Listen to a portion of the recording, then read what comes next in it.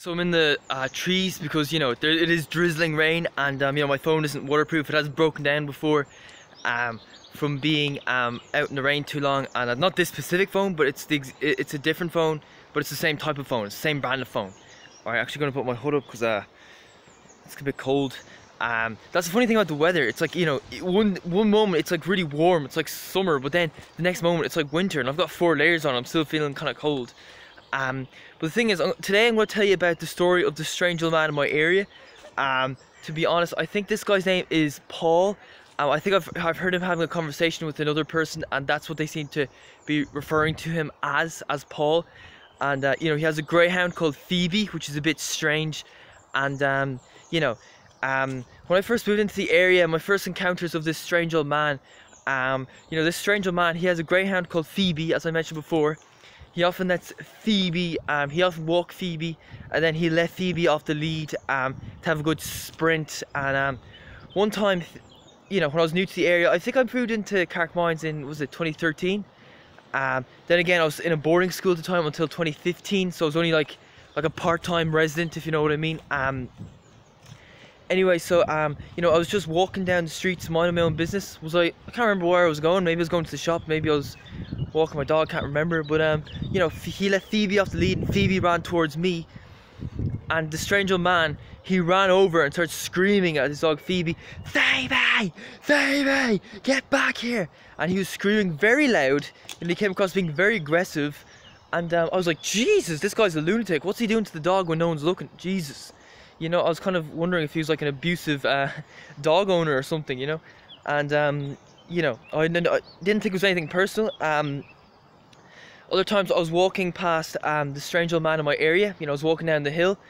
Because he lives in a different estate to me. He lives in a estate called the Park Camtili. I live in Carrickmines Wood, and his estate is pretty much like beside mine. There's an entrance from his estate into my estate. He lives on top of a very steep hill called Sycamore Grove. That hill leads up to my estate, and so I walk past his house quite a lot, going down to the shops, maybe if I'm out for a run or if I'm cycling somewhere. Do you know what I mean? And one time I was walking down that hill, and he was walking up the hill, and he saw me walking down towards him. He was looking away like that, and I was like, what the fuck? That's a bit weird.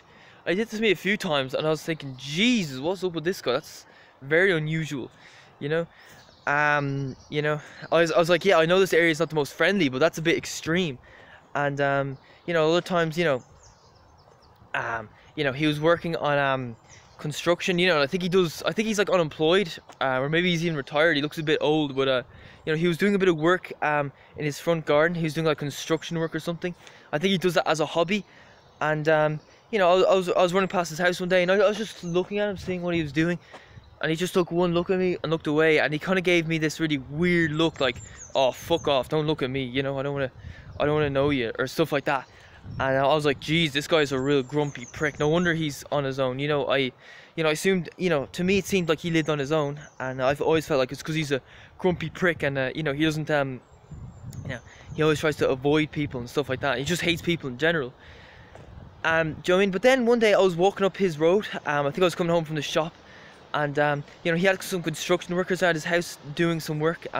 Maybe his own construction skills weren't very good. Oh damn, bit of rain. And so I was walking up the hill, and I saw this construction worker, and he was talking to the old man. He was asking him a question, and the question didn't seem that I can't remember exactly what the question was. It didn't seem like essential. Do you know what I mean? He was like, "Oh, should we do this first or that first or something like that?" And I was like, oh, in my head I was like, "Oh, shut up, don't talk to him, he's gonna start screaming at you." But then he started answering the question, and he seemed very polite and friendly. And I was like, what the hell, that's a bit weird.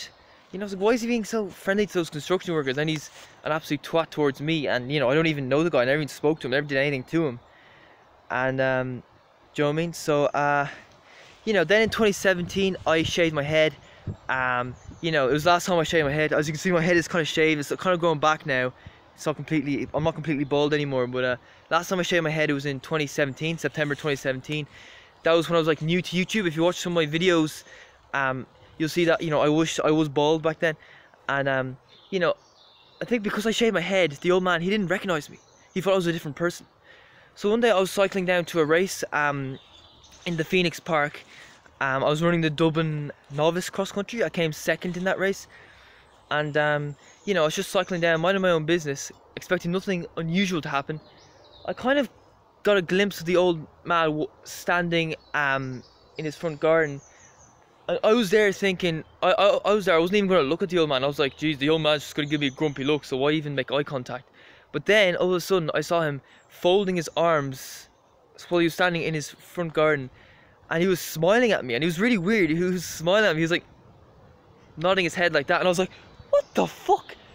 That's strange. It's like your arch enemy who tried to kill you or something is suddenly inviting you to the cinema, and I'm just like a bit unsettled. I'm like, what's going on here?